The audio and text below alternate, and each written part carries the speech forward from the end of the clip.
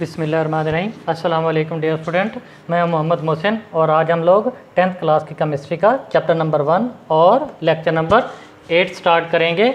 और आज हमारे टॉपिक का नेम होगा derivation of the expression for the equilibrium constant for general reaction.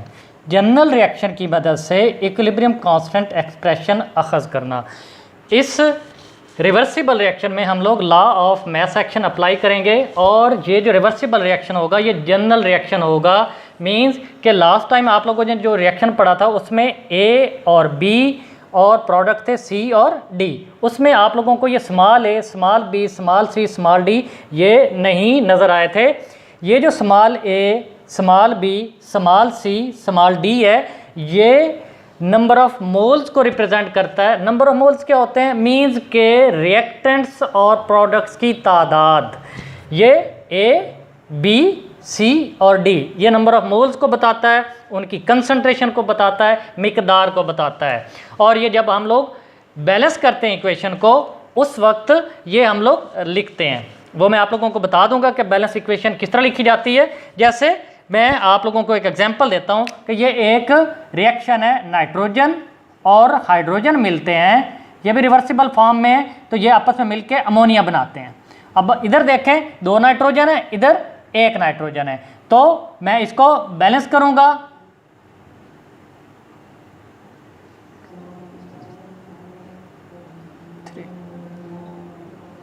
ये N2 + 3H2 2NH3। अब इधर 6 हाइड्रोजन, इधर भी 6 हाइड्रोजन, 2 से मल्टीप्लाई करें तो हाइड्रोजन 6 हो गया। इधर 2 नाइट्रोजन, इधर भी 2 नाइट्रोजन। तो ये इस तरीके से ये जो 3 है या ये 2 है ये नंबर ऑफ मोल्स को रिप्रेजेंट करता है। जिसके साथ कोई डिजिट नहीं लगा होता तो वहाँ पे 1 होता है। तो ये 1, ये 3, ये 2 ये नंबर ऑफ मोल्स को रिप्रेजेंट कर रहा होता है। और इसको हम लोग बैलेंस्ड केमिकल इक्वेशन बोलते हैं। ये भी रिवर्सिबल रिएक्शन है, ये भी रिवर्सिबल रिएक्शन है। और स्मॉल ए, स्मॉल बी, स्मॉल सी और स्मॉल डी ये नंबर ऑफ मोल्स को रिप्रेजेंट कर रहे हैं। अब आते हैं इस जनरल रिएक्शन की मदद से जो हम लोग इक्विलिब्रियम कांस्टेंट निकालते हैं वो किस तरह निकालते हैं, तो उसकी डेफिनेशन क्या होगी। Definition law of mass action की बेस पे हम लोग इसको डिफाइन करते हैं। The rate of chemical reaction is directly proportional to the product of molar concentration of its reactants raised to the power equal to their number of moles in a balanced chemical equation of a reaction। ये जब मैं आप लोगों को लिख के बताऊंगा तो आप लोगों को समझ आ जाएगी। इसमें बताया हुआ है कि रेट ऑफ रिएक्शन किसके बराबर होगा। इसको मैं उर्दू में बताता हूँ। किसी केमिकल रिएक्शन का रेट मुतवाज़न कीमियाई मुसावात में रिएक्टेंट्स के मोल्स की तादाद मोलर कंसंट्रेशन का बतौर कुव्वत नुमा के हासिल ज़रब के डायरेक्टली प्रोपोर्शनल होता है। किस तरह होता है?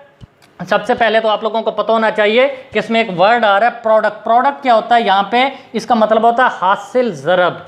तो हासिल ज़रब हम लोग किस तरह लिखते हैं? तो डियर स्टूडेंट ये रिवर्सिबल रिएक्शन है, तो सबसे पहले मैं फॉरवर्ड रिएक्शन का रेट लिखूंगा। फॉरवर्ड रिएक्शन का रेट किस तरह लिखेंगे? तो let rate of forward reaction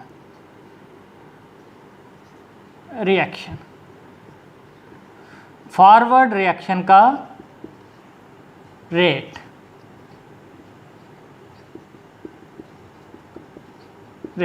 directly proportional है। वो कहता है reaction is directly proportional to the product of molar concentration. To the product of molar concentration ये कंसंट्रेशन है। कौन कौन सी? अब ये फॉरवर्ड रिएक्शन है तो ये रिएक्टेंट्स होंगे। Directly proportional to the product of molar concentration. Product of molar concentration का मतलब है हासिल ज़रा। अब ये देख लें मोलर कंसंट्रेशन जो है ये आपस में मल्टीप्लाई हो रही हैं। और आप लोगों को ये भी पता है, पीछे आप लोगों ने पढ़ा था कि जो हम लोग कंसंट्रेशन लिखते हैं ये ब्रैकेट के अंदर लिखते हैं। और साथ में बोलता है of its reactants raise to the power equal to the number of moles in a balanced chemical. ये जो नंबर ऑफ मोल्स हैं ये किधर चले जाएंगे? कुव्वत नुमा के तौर पे। किस तरह कुव्वत नुमा के तौर पे? ए का नंबर ऑफ मोल्स स्मॉल है ये इस तरह, बी का number of moles small B ये इस तरह ये कुव्वतनुमा में चले जाएंगे, पावर में चेंज हो जाएंगे और ये फिर इनका क्या होगा, हासिल ज़रब। अब ये रेट ऑफ फॉरवर्ड रिएक्शन का आप लोगों ने क्या लिखना है, ये प्रोपोर्शनल ख़त्म करना है, तो प्रोपोर्शनल ख़त्म करेंगे।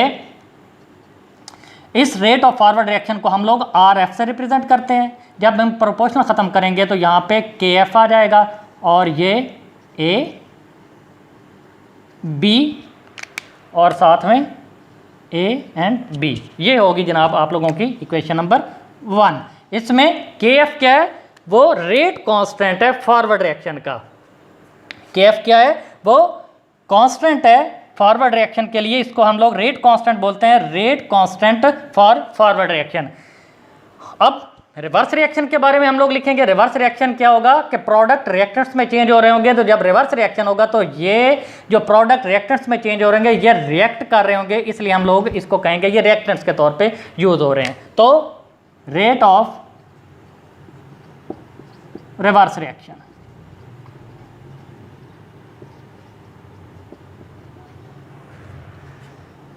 रिवर्स रिएक्शन का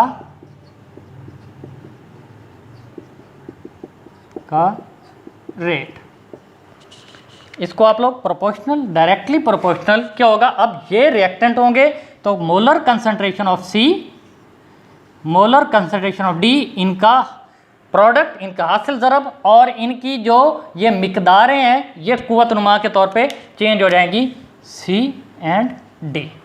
ये आप लोगों की ये रेट ऑफ रिवर्स रिएक्शन। अब इसको आप लोगों ने प्रोपोर्शनल को ख़त्म करना है। रेट ऑफ रिवर्स रिएक्शन को आप लोग क्या लिखेंगे,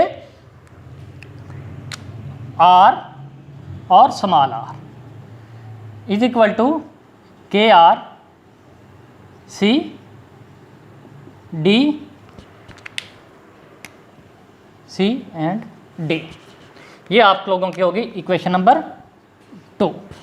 तो डियर स्टूडेंट, अब आप लोगों को ये भी पता है कि रिवर्सिबल रिएक्शन में क्या होता है, जब इक्विलिब्रियम कांस्टेंट हासिल हो जाता है, रिएक्शन इक्विलिब्रियम स्टेज पे पहुंच जाता है, तो रेट ऑफ फॉरवर्ड रिएक्शन बराबर हो जाता है रेट ऑफ रिवर्स रिएक्शन के। तो we know that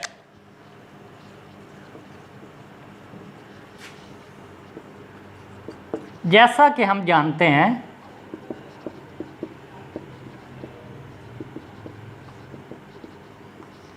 in a reversible reaction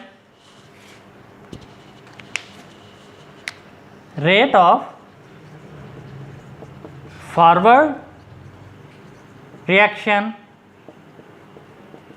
is equal to rate of reverse reaction, rate of reverse reaction। Forward reaction का रेट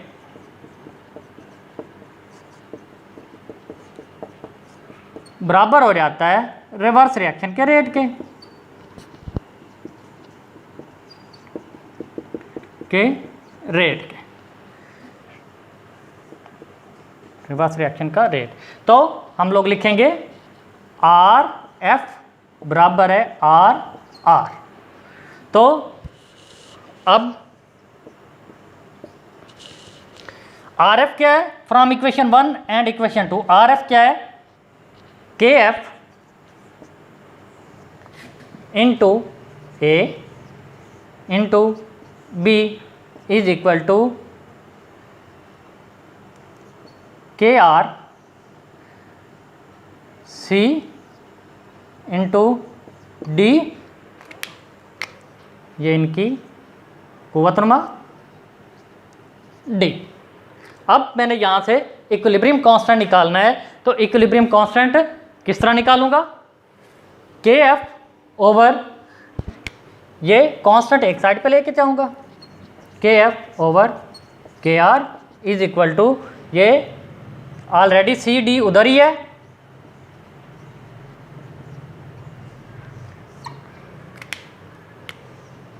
सी डी नीचे क्या आ जाएगा, ए बी, ए बी।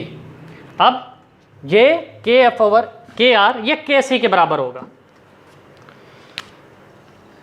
के F over के are is equal to के सी। तो ये equation किस तरह लिखी जाएगी, K C is equal to C D A B और साथ में ये इनके कुव्वतुरमा ए एंड बी। तो ये इस तरीके से आप लोगों ने ये इक्विलिब्रियम कांस्टेंट की एक्सप्रेशन निकाली, इक्वेशन निकाली। कौन सी इक्वेशन से, कौन से रिएक्शन से? General reaction. ये जनरल रिएक्शन है, इसमें रिवर्सिबल रिएक्शन है और उसको क्या किया गया है? उसको बैलेंस किया गया है। तो ये Kc, अब ये देख लें कि Kc किसके बराबर होगा? Product over reactant. ये C और D यहाँ पे रिवर्सिबल रिएक्शन में प्रोडक्ट्स के तौर पे यूज हो रही थी, ये रिएक्टेंट्स के तौर पे यूज हो रही थी। तो मैं इसको लिख सकता हूँ प्रोडक्ट्स ओवर रिएक्टेंट्स। तो डियर स्टूडेंट, इसके साथ कुछ एग्जाम्पल्स हैं जो आप लोगों ने इसको यूज करना है, Kc निकालना है आप लोगों ने। वो एग्जाम्पल्स कौन कौन सी है वो भी मैं आप लोगों को बता देता हूँ।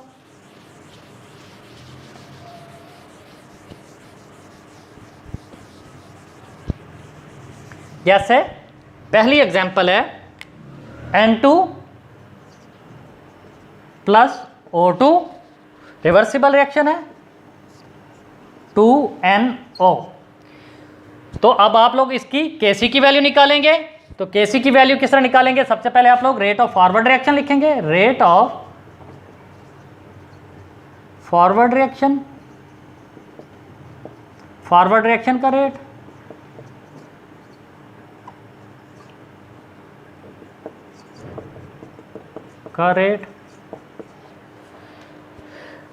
RF बराबर है किसके होगा? RF के लिए KF, और रिएक्टेंट्स क्या हैं?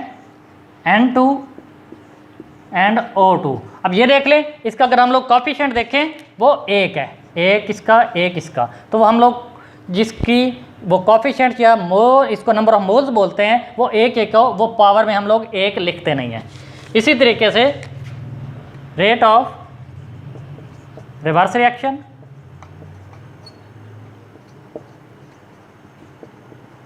रिवर्स रिएक्शन का रेट,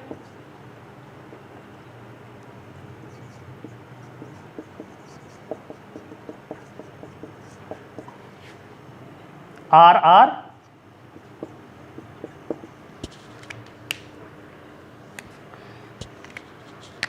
KR, ये NO, और इसकी जो मोलर कंसंट्रेशन है वो पावर में चली जाएगी। तो इसकी Kc की वैल्यू हम लोग किस तरह निकालेंगे? Kc इज इक्वल टू, ये रिवर्स रिएक्शन ऊपर आएगा, मीन्स के प्रोडक्ट ऊपर आएगी। किस तरीके से आएगी? ये Kc is equal to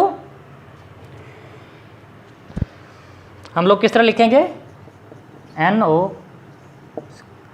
square और N2 एंड O2। तो इसके साथ ही दूसरी जो एग्जांपल है N2 प्लस 3H2 2Na3, ये आप लोग घर में देखेंगे। और इस एग्जांपल्स के बाद मैं यूनिट बताऊंगा कि इक्विलिब्रियम कांस्टेंट के यूनिट होते हैं या नहीं होते, कौन से रिएक्शन में यूनिट होंगे, कौन से रिएक्शन में यूनिट नहीं होंगे। तो ये नेक्स्ट टॉपिक में आप लोग पढ़ेंगे। तो तब तक अल्लाह हाफिज़।